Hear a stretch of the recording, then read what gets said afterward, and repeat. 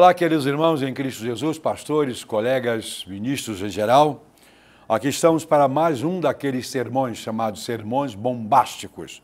Às vezes não são nem tão bombásticos, mas a intenção é que eles causem, sim, algum impacto positivo na vida dos servos de Deus.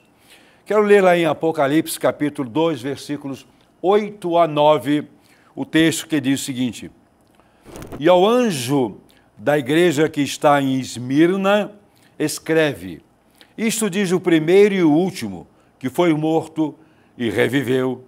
Conheço as tuas obras, e tribulação, e pobreza, mas tu és rico.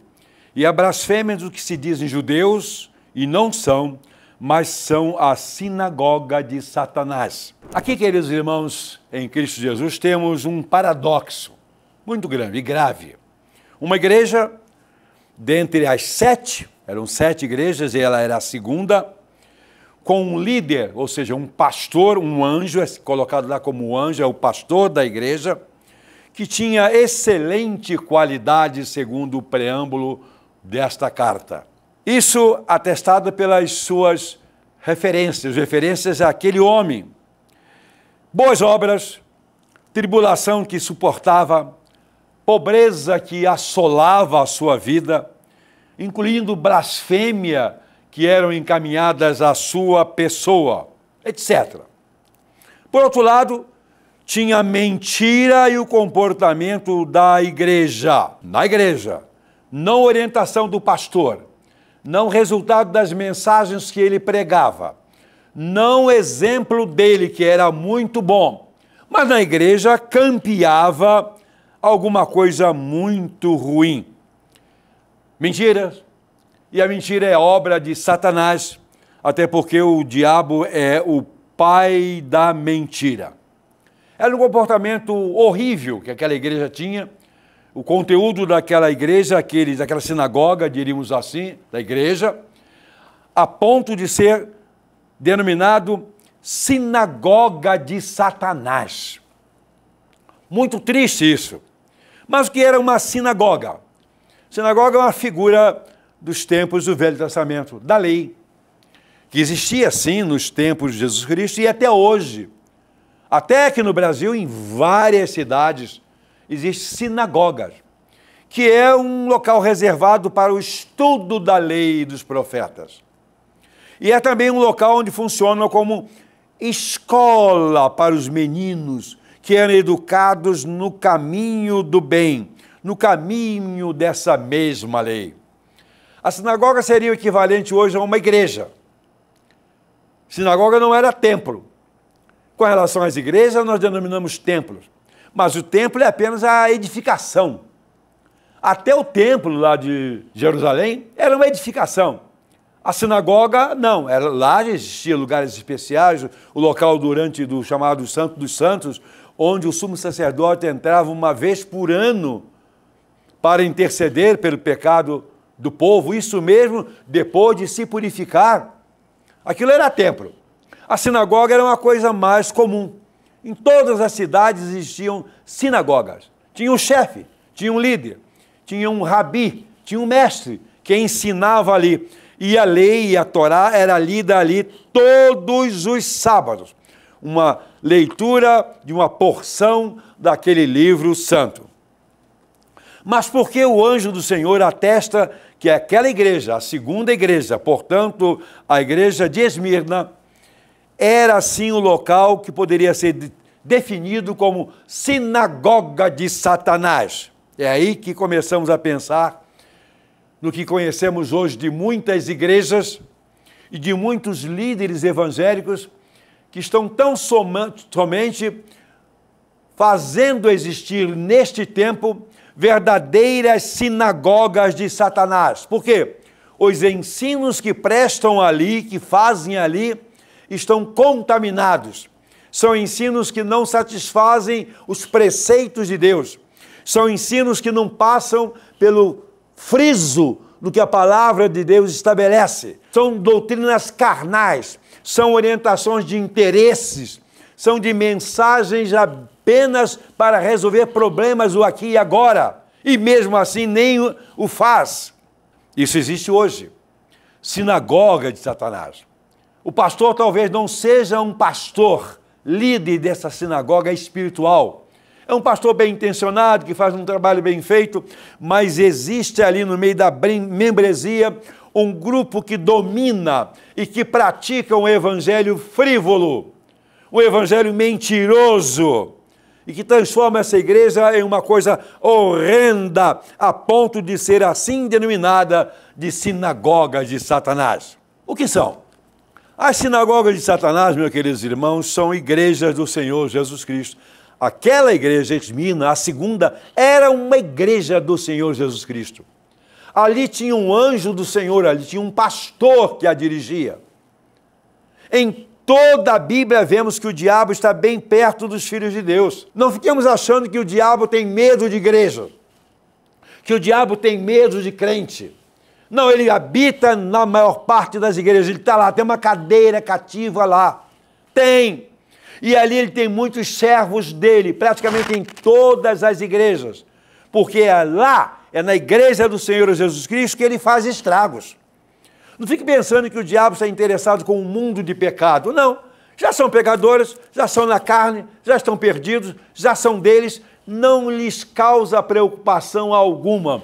Mas os crentes de fato o incomodam. É por isso que eles perseguem, eles andam em derredor, rangindo, gritando como um leão, buscando a quem possa tragar. Esse é o trabalho dele. Interessante que já com Jesus Cristo, depois que foi batizado, ele tentou.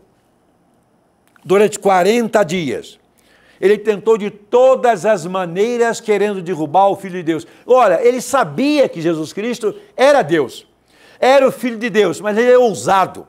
Ele é ousado, é corajoso e tenta de todos os lados, e muitas vezes ele consegue uma brecha em você, num crente, membro da igreja, num diácono, num presbítero, num pastor, encontra uma brecha e aí ele penetra e derruba aquele crente.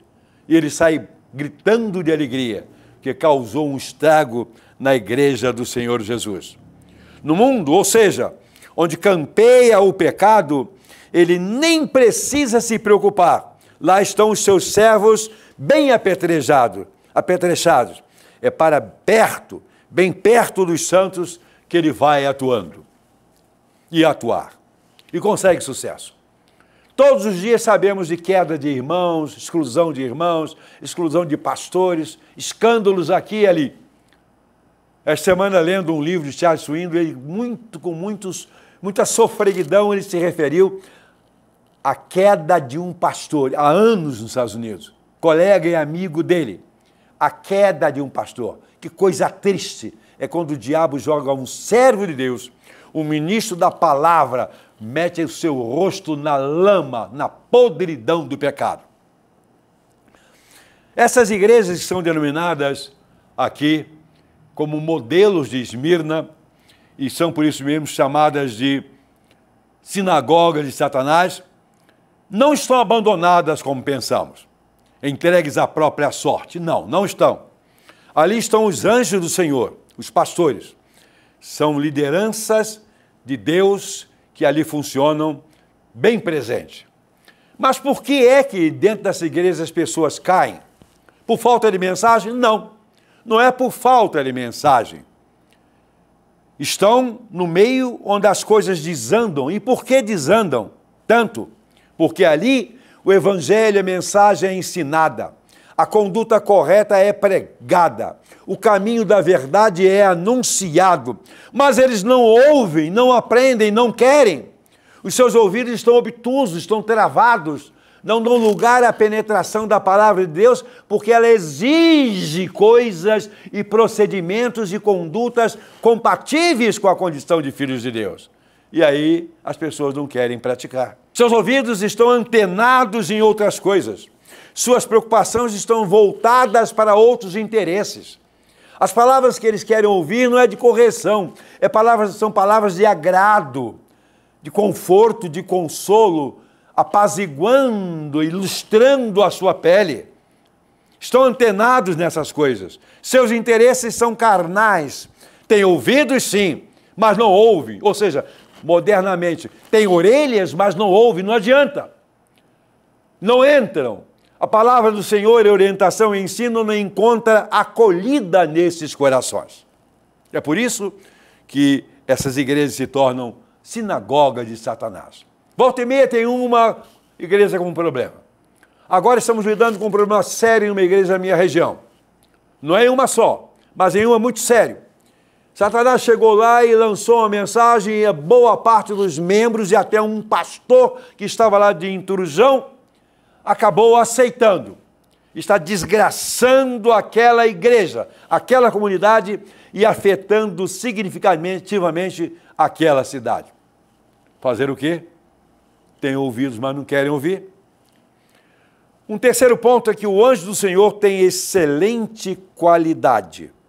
O servo do Senhor, o anjo, ou seja, o pastor da igreja, o texto disse que ele tem excelente qualidade e ainda disse mais, tu és rico. E era um homem rico em qualidades. Materialmente, talvez não, porque a pobreza foi acentuada no texto. Mas são pastores preparados, sim. Preparados por Deus, instruídos, bem formados, obedientes, que oram e ensinam as coisas certas. Mas o povo prefere ouvir os ensinamentos de Satanás, que apontam para o hedonismo. Sabe o que é isso? Prazer, para o prazer. Quando deveriam buscar o prazer na lei do Senhor. Não existe prazer maior do que servir a Deus, do que ser atendido, guardado, cuidado, sustentado, alimentado, curado, protegido integralmente por Deus. Esse é o grande prazer da minha vida. Dinheiro, propriedade, nada disso vale nada, ninguém leva nada disso para o céu e nem para o inferno. Ocorre que a lei do Senhor é perfeita e pela lei do Senhor ser perfeita, ela é exigente, ela é pura, é santa, é compatível com o ser de Deus, é uma mostra da face de Deus e do seu Filho Jesus Cristo, para que os sigamos, para que vivamos à sombra de sua existência. Os ensinos que vêm pela palavra do anjo do Senhor exaltam e exigem santidade, pureza, e isso as pessoas não querem, porque o diabo oferece muito mais por muito pouco. Mas em quarto e último lugar, sobre esse sermão aqui, a respeito de sinagoga de Satanás, quero considerar o fato de que tais ovelhas que se comportam como sinagoga de Satanás, que se reúnem para outros fins e não os fins espirituais de fato, são elas que exigem nas sinagogas comportamentos carnais. Hoje se tem muito nas igrejas evangélicas exigência de comportamentos carnais. E os pastores até dizem, mas estamos em outro tempo, Heitor. A moda agora não é essa. Aqueles corais, coros nas igrejas, pesado de falar coral, mas é coros. Aqueles coros pesados, aquele louvor de 4, 5 estrofes, não se usa mais. Aquela música de órgão, de piano, ou mesmo de baixo, guitarra, bateria, tocados educadamente, não se usa mais. Agora temos que ter uma música alegre, entretenimento. Agora temos que ter bailarina nos cultos. Ah, mas aquilo ali é coreografia. Eu chamo de satanismo nas igrejas, sensualidade dentro das igrejas. Elas estão sendo enfiadas nas nossas igrejas como modernidades. E são modernidades diabólicas e mundanas. São as ovelhas que se dispersam na busca de outros alimentos, novos sabores. Aí começa a surgir as chamadas igrejas da moda. Ah, um pastor para uma igreja tem um jeito de pregar diferente, um modelo de culto mais agradável, vai todo mundo para lá. Aquele pastor sai ou muda, aparece um outro mais moderninho, lá vai todo mundo para lá. Então essas igrejas das modas estão sempre crescendo, minguando, etc. E boa parte das suas ovelhas ou ex-ovelhas estão indo para o inferno, porque crentes nunca foram, mas pessoas que estão buscando entretenimento na igreja do Senhor Jesus. São ovelhas que preferem superficialidades agradáveis do que santidade e crescimento espirituais. Isso parece não ser bom, parece não ser palatável.